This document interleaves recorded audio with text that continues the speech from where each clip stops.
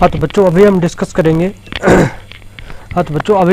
करेंगे क्या, जो हमारा चैप्टर नंबर 6 था उसके हमने ट्रायंगल के बारे में जो भी बेसिक चीज़ें हैं वो स्टार्ट हो चुकी थी, और उसके बाद हमें वो देखना है सर्वांग समता और समरूपता क्या होती है। ठीक है, उनमें मेन डिफरेंस क्या होता है। तो स्टार्ट करते हैं। फिर देखो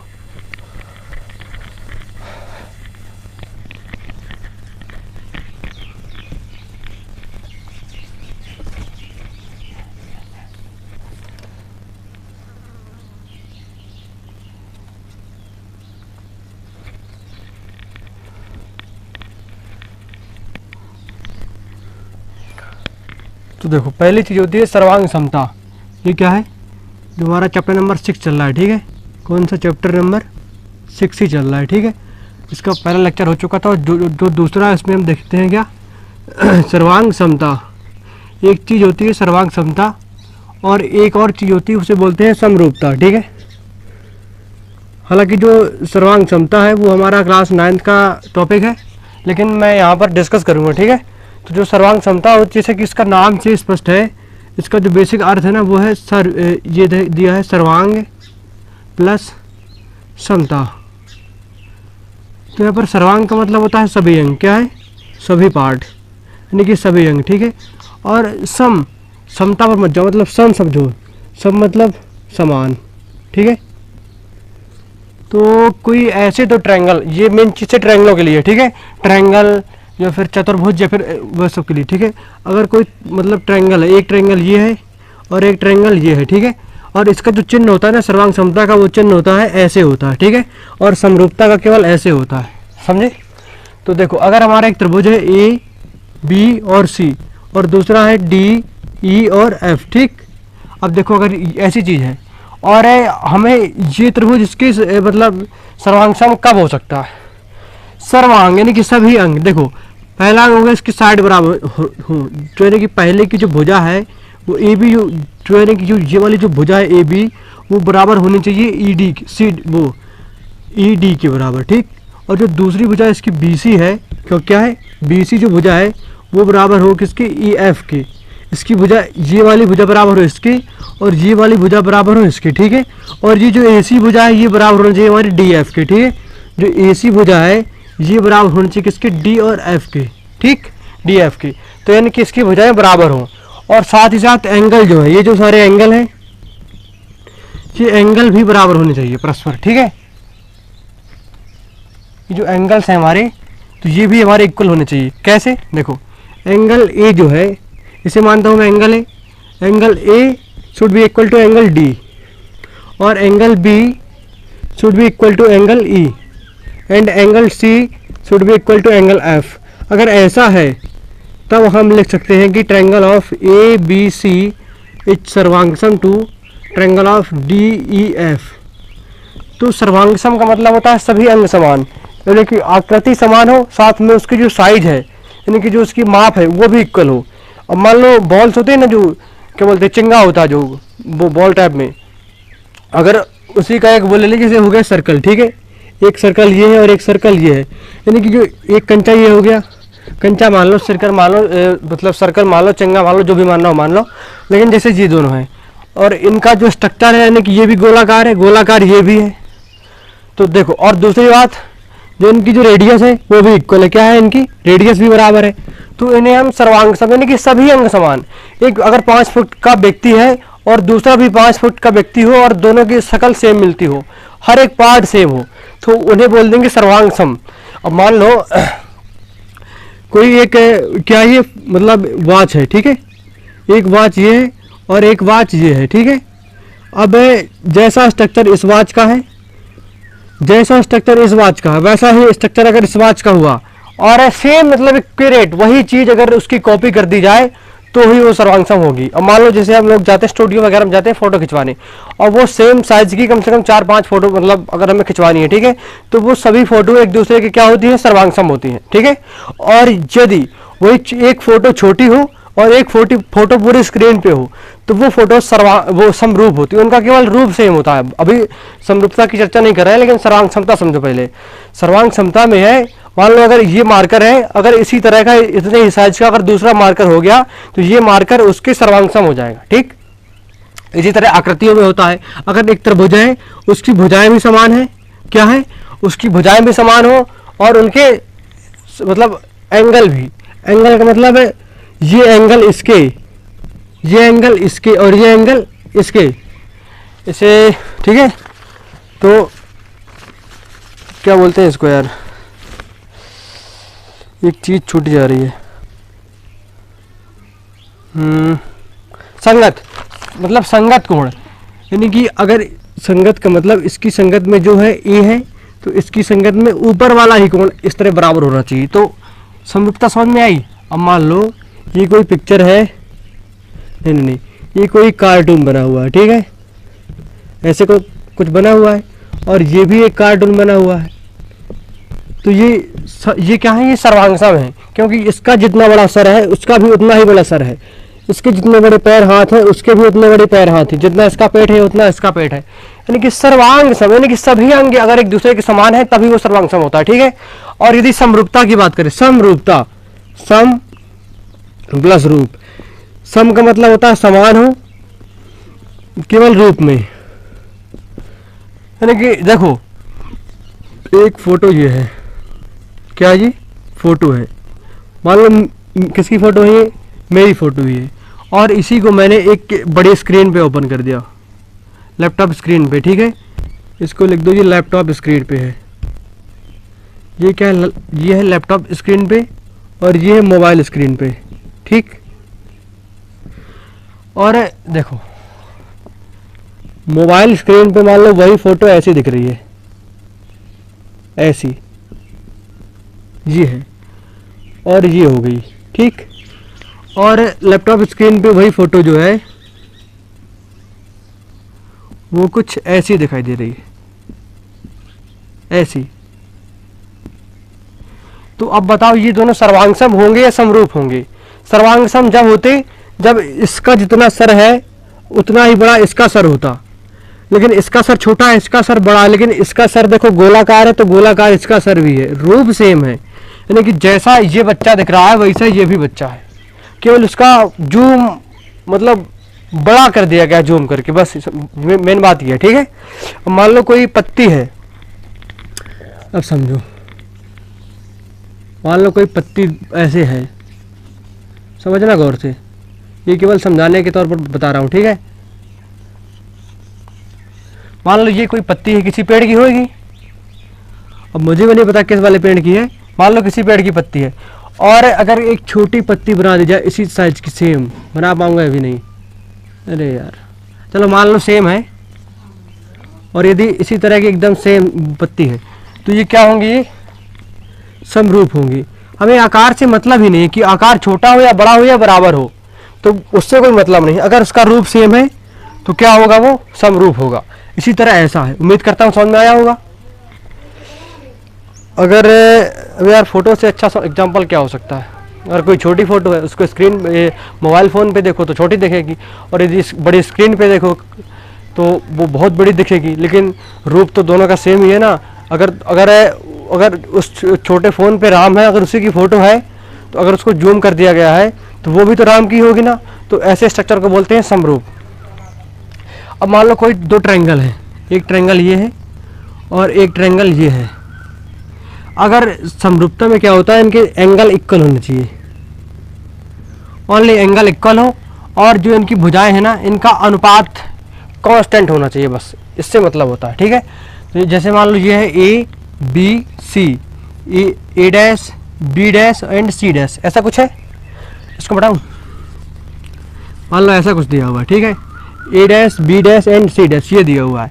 तो अगर हमें लिखना है कि ए बी सी समरूप त्रिभुज A dash B dash C dash, तो कब लिख सकता हूँ मैं इसको? मैं जब लिख सकता हूँ जब इसका जो है ना एंगल ए इक्वल टू हो एंगल बी के, एंगल ए डैश के, एंड एंगल बी इक्वल हो एंगल बी डैश के।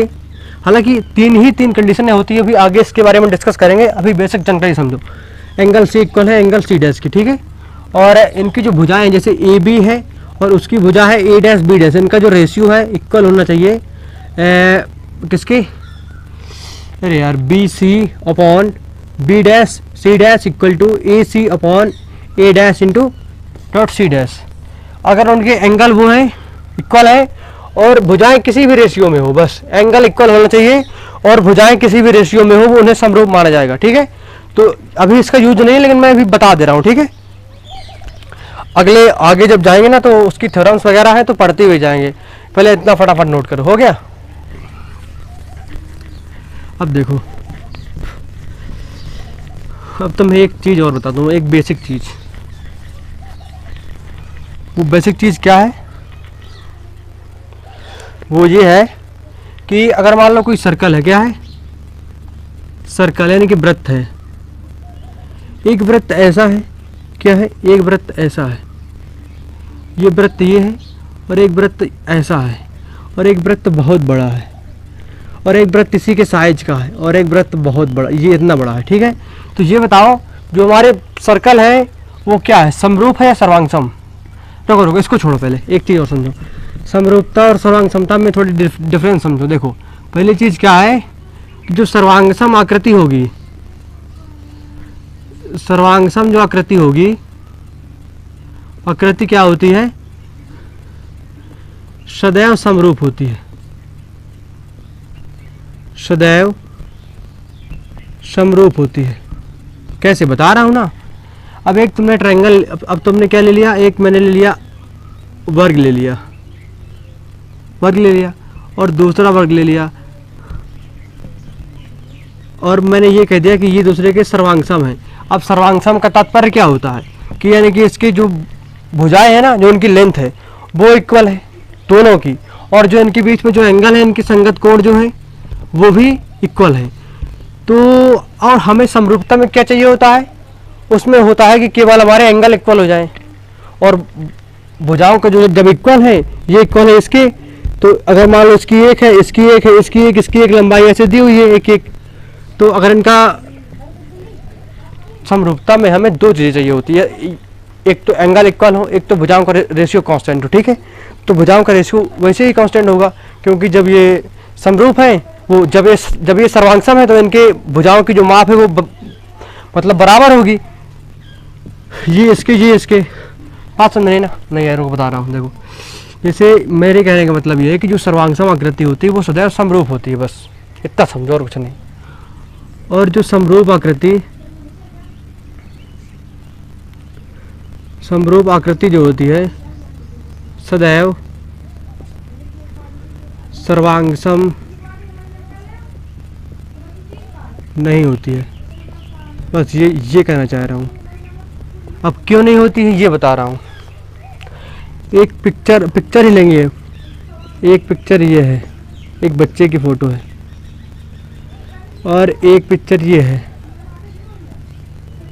ये भी एक बच्चे की ही फ़ोटो है, और एक बड़े स्क्रीन पे है।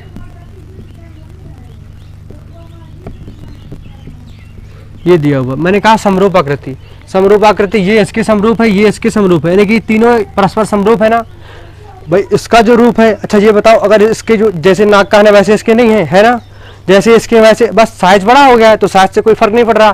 तो देखो, ये इसके सर्वांगसम भी हो सकता है, क्योंकि ये पहले से समरूप है, लेकिन मतलब संयोग बस बात ये है कि दोनों का आकार भी इक्वल है, तो हो सकता है समरूप आकृति कभी कभी सर्वांगसम हो भी जाए, लेकिन हमेशा सर्वांगसम नहीं होती। क्योंकि अगर इस आकृति को मैं मिटा दूं और इसकी कंपैरिजन करते हैं तो ये समरूप तो है, लेकिन सर्वांगसम कहाँ है? इनके आकारों का जो साइज है वो इक्वल नहीं है। इसमें अगर ये 2 सेंटीमीटर का होगा तो ये 4 सेंटीमीटर का होगा, बड़ा है। तो इसलिए बोलते हैं कि समरूप आकृति जो है सदैव सर्वांगसम नहीं होती। कभी कभी हमेशा नहीं होती, मतलब कभी कभी हो सकती है, हमेशा नहीं होती। ठीक है, तो ये नोट हो गया। और एक तुम्हें एक और चीज़ बताना चाह रहा हूँ। देखो क्या थी कि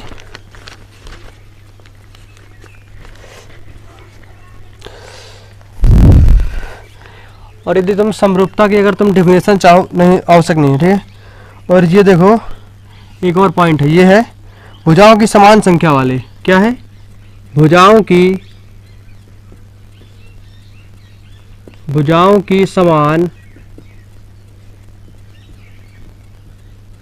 भुजाओं की समान संख्या वाले दो बहुभुज दो बहुभुज समरूप होते हैं। अब ये पूरा नहीं हुआ, यह अधूरा क्वेश्चन वो है, आंसर है, थ्योरम है, जो भी है। दो भुजाओं की समान संख्या वाले बहुभुज, बहुभुज किसे कहते हैं? जैसे हो गया 3 भुजाओं वाला त्रिभुज, 4 भुजाओं वाला चतुर्भुज, 5 भुजाओं वाला पंचभुज, 6 भुजाओं वाला खष्टभुज, 7 भुजाओं वाला सप्तभुज, ऐसे हैं। तो यानी कि दो बहुभुज जिनकी नंबर ऑफ जो साइड है ना, यानी कि भुजाएं हैं, वो बराबर होनी चाहिए, ठीक है। तो वो समरूप हो जाएंगे कब? कंडीशन उसमें ये है कि अगर पहले उनके क्या कोण बराबर हो, संगत कोण, यानी कि जो जिसके हिसाब से पढ़ रहा हो, ठीक है, संगत कोण बराबर हो। और दूसरी चीज ये है कि भुजाएं जो उनकी हैं समानुपाती हों। अब भुजाएं समानुपाती कैसे होती हैं ये बताऊं? देखो, अगर एक त्रिभुज ये लिया है और एक त्रिभुज ये लिया गया है, इसकी है 2, 4, 6, इसकी है 4, 6 और 8, ये है A, B, C, ये है D, E और F, ये दिया हुआ, ठीक है। तो एंगल बराबर हो, यानी कि एंगल A बराबर होना चाहिए एंगल D के, और एंगल B इक्वल होना चाहिए एंगल E के, and angle C that is equal to angle F। Okay, तो ये फर्स्ट कंडीशन फॉलो हो गई, एंगल बराबर है। फिर बोल रहा है भुजाएं समानुपाती हैं, यानी कि इसका अगर इससे अनुपात कर, यानी कि 2 बटे अगर मैं 4 करूं तो बराबर कितना आएगा? बराबर यदि मैं 4 बटे कितना करूं,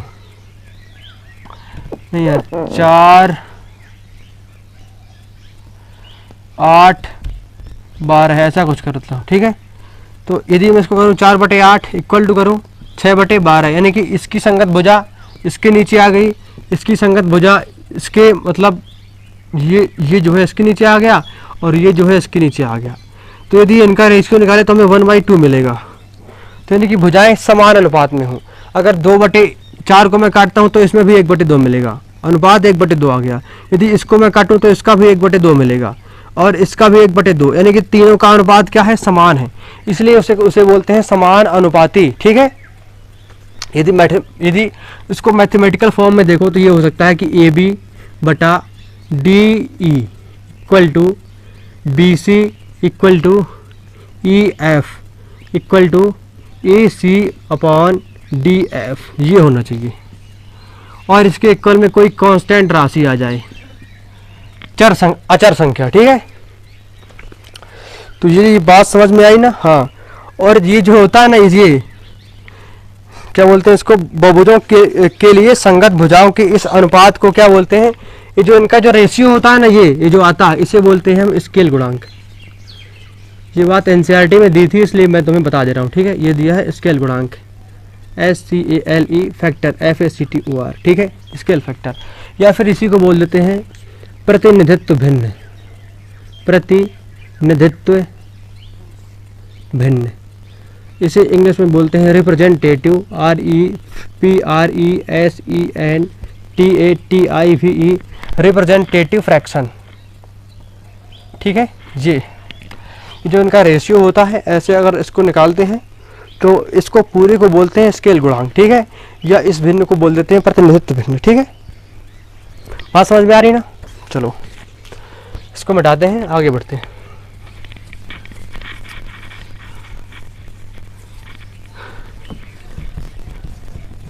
बताओ कितनी सिंपल है ये मैथ। इसे बोलते हैं रेखा गणित। क्या बोलते हैं? रेखा वाली गणित। और इसके लिए मैं यदि एक बताऊँ तुम्हें, जो सर्कल है ना, सर्कल जो होते हैं वो हमेशा क्या होते हैं? समरूप होते हैं, हमेशा समरूप होते हैं। सर्वांगसम भी होते हैं, लेकिन हमेशा सर्वांगसम नहीं होते हैं। क्या है कि सर्कल जो होते हैं वो हमेशा समरूप होते हैं। कैसे? सर्कल का रूप हमेशा गोलाकार ही होता है, मतलब वृत्ताकार ही होता है। अब सर्कल तुम छोटा बना लो चाहे बड़ा, तो उनका रूप क्या है? एक जैसा ही होता है ना हमेशा। तो इसलिए इसको बोलते हैं कि सर्कल समरूप होता है, ठीक है। और सर्कल सर्वांगसम भी होता है, लेकिन हमेशा नहीं होता। तो मैंने लिखा है हमेशा होते हैं, ठीक है। और एक पॉइंट और लिखो, ये जो एक होता है समद्विबाहु त्रिभुज। क्या होता है? समद्विबाहु त्रिभुज, क्या बोलते हैं इसको, पता नहीं, जो भी बोलते हैं इंग्लिश में इसको पता नहीं, हिंदी में देखो जैसे ये लिखा है समद्विबाहु त्रिभुज, ठीक है। ये ऐसे कुछ बनता है, तो भुजाएं इसकी ऑलवेज इक्वल होती हैं, ए बी सी ऐसे है ना।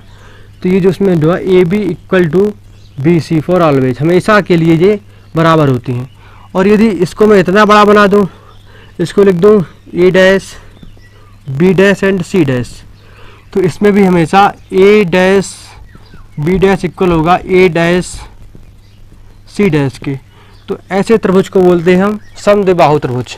तो ये देखो इनका जो रेशियो है वो बड़ा हो गया। देखो अगर दो भुजाएं हमेशा बराबर होंगी ना, तो जो ये भुजा है ना ये ऑटोमेटिक इसके बराबर हो जाएगी, मतलब रेशियो इनका बराबर हो जाएगा। नहीं, अब कोई भी समद्विबाहु त्रिभुज है ऐसे बनाओ, इसकी दो भुजाएं तो तुम्हें बराबर रखनी होगी, यानी कि ऐसा जो तुम इसका झुकाव कम ज़्यादा कर सकते हो, ऐसे को ऐसे और झुका सकते हो, या फिर इसको और फैला सकते हो। लेकिन अगर जब ये भुजाएं बराबर रहेंगी ना, तो ये क्या होता है, ये हमेशा, ये भी हमेशा क्या होता है, समरूप होता है। बस ये बताना चाह रहा था, क्या होता है ये समद्विबाहु त्रिभुज, क्या होता है, हमेशा समरूप होता है।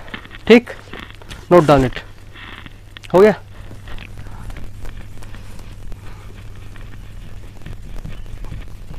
अब बढ़ेंगे अपनी एक्सरसाइज जो है 6.1 की तरफ। वो क्या कह रही है,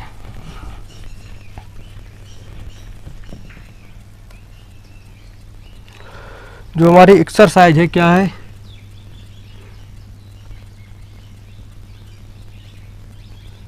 ये क्या है 6.1। ये क्या कह रही है, कुछ कह रही है, इसकी भी सुन लेते हैं, है ना।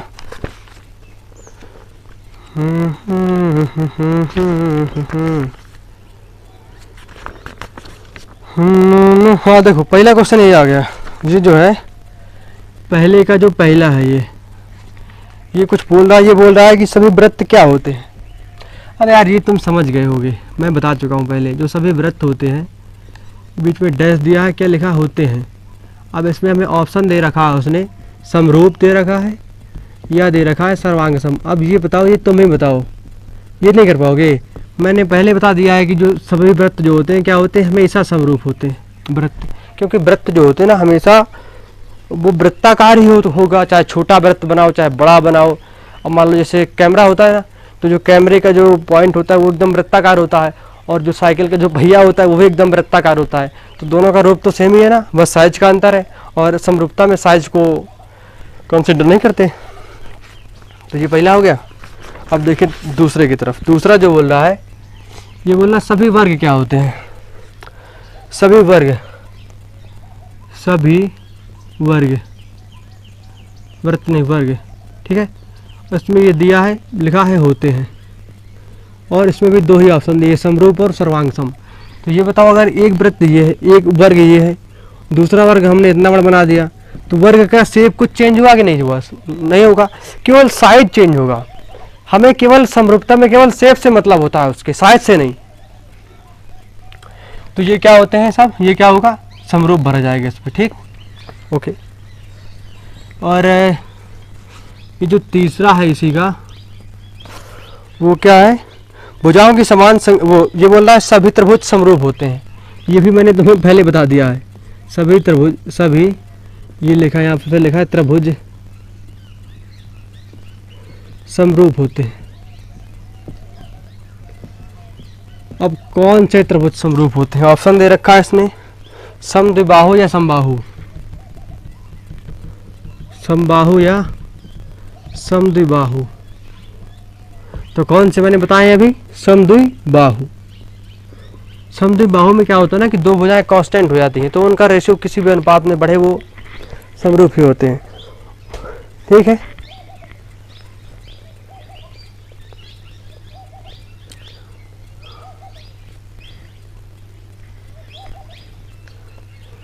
नहीं यार समद्विबाहु नहीं, गलती हो गई, समबाहु होता है। वहाँ पर समबाहु था, ठीक है। वो जो मैंने पिछले समद्विबाहु लिखवा दिया ना, वहाँ पर वो मिट गया, गलती हो गई। वहाँ पर तुम लोग अपना समबाहु कर लेना, ठीक है। वो कॉन्सेप्ट समबाहु के लिए होता है, ठीक है, वहाँ पर कर लेना, ठीक कर लेना, ठीक है। ओके, हो जाता है कभी कभी पढ़ाते पढ़ाते, होता है ना कि वो भूल जाता है कि समबाहु का समद्विबाहु, समद्विबाहु का समबाहु। लेकिन देखो अब समबाहु क्यों होता है, अब मान लो ये भुजाएं, उसकी तीनों भुजाएं बराबर है और एंगल कुछ भी होगा, अगर भुजाएं नहीं घटती बढ़ती है ना तो एंगल भी नहीं घटता बढ़ता। नहीं बात समझ आई। अगर इसको इतना बड़ा एक्सटेंड कर देंगे तो इनके एंगल सेम रहेंगे। इसी को हमने जूम कर दिया है, बस क्या दिक्कत है ना। और फिर क्या दिया है, जो चौथा है वहाँ पर ठीक कर लेना, ठीक है। अब ये कोई इलेक्ट्रिक बोर्ड तो है नहीं कि मैं वो निकालूं उसका स्लाइड और उसमें ठीक कर दूं। अब वो मतलब मिट गया तो मिट गया। ये दिया है कि भुजाओं की समान संख्या वाले दो बहुभुज समरूप होते हैं, वो मैंने कॉन्सेप्ट ही लिखवा दिया था। अगर उनके क्या हो संगत कोण इसमें भर दो बराबर होते हैं, और भुजाएं लिखवाई नहीं क्या अनुपातिक होती हैं, समानुपाती होती हैं भुजाएं, होती है ना, ठीक है लिख लो। फिर बोल रहा है कि निम्नलिखित युग्मों के दो भिन्न भिन्न उदाहरण दीजिए। छोटा था, ठीक है। जो दूसरा है वो बोल रहा है कि अगर क्या है कि समरूप आकृतियां, समरूप आकृतियों के उदाहरण दीजिए।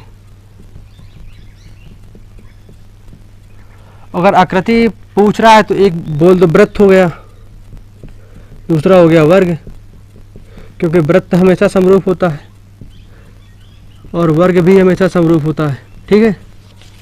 और बोल रहा है कि जो समरूप नहीं है, जो समरूप नहीं है तो बहुत सारी चीज़ें हैं।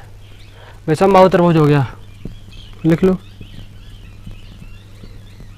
विषमबाहु त्रिभुज कर दो, और सम चतुर्भुज कर दो, यार नहीं चतुर्भुज कर दो, कोई सा भी, समांतर कर दो, समांतर चतुर्भुज, ठीक है। इस पे एंगल फिक्स नहीं होता तो एंगल घट बढ़ जाता है तो ये हो जाता है, ठीक है।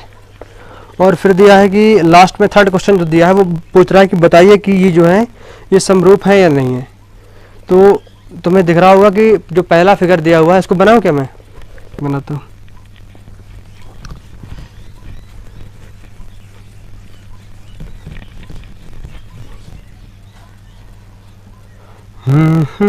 देखो इसमें जो तीसरा है इसका जो पहला फिगर हमें दिया हुआ है ऐसे कुछ दिया हुआ है, ये दिया हुआ है, ठीक है।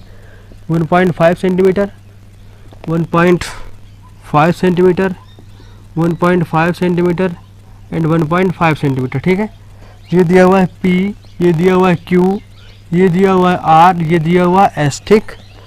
और अगला जो फिगर दिया हुआ है इससे पूछ रहा है, ये भी दिया हुआ है 3 सेंटीमीटर, 3 सेंटीमीटर एंड 3 सेंटीमीटर, और ये भी 3 सेंटीमीटर। इसमें लेकिन एक चीज़ ये दी हुई है कि इसका प्रत्येक एंगल कितना है, 90 डिग्री का है, ये इसमें हमें दिया हुआ है। और इसका एंगल ही बताओ जब इक्वल नहीं है तो भुजाओं की तो बात ही कहाँ है, समरूप नहीं है। फटाफट लिखो नो, क्योंकि दो समान भुजाओं वाले, इनकी भुजाएं तो दोनों की 4-4 ही हैं। ये था कि दो समान भुजाओं वाले बहुभुज समरूप होते हैं अगर उनके कोण, अगर उनके संगत कोण बराबर हो। तो संगत यानी कि इसके हिसाब से इसका संगत कोण ये होना चाहिए, तो ये 60 के आसपास होगा, और ये दिया है 90, तो इनके संगत कोण ही बराबर नहीं है, तो ये समरूप कैसे होंगे, तो यानी कि नो, समरूप नहीं है ये, ठीक है। इसे फटाफट नोट करो।